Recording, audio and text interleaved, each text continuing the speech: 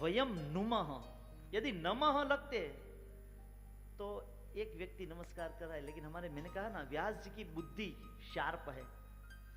उसको पता है कि भविष्य में सारे लोग कथा श्रवण करने के लिए बैठेंगे, तो मैं अकेला नहीं। यहां पर प्रथम ही श्लोक में व्यास जी ने मैं को छोड़ा है, ईगो को नष्ट किया है।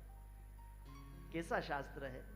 प्रथम ही श्लोक में व्यास जी हमको बताते हैं, यदि जीवन में अहंकार है,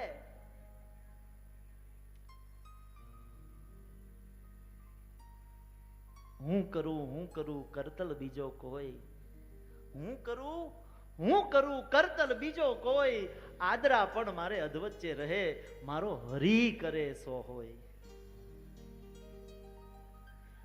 જ્યાં સુધી અહમ હશે ને ત્યાં સુધી ईश्वर नहीं देखाय। અહીંયા बैठेला બધા, मैं भी आ जाऊं उसमें।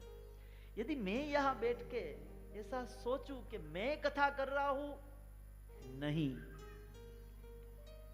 आप बैठ के सोचो कि आप कथा सुन रहे हैं, नहीं। यदि हमको ऐसा लगे हमने आयोजन किया है, तो नहीं।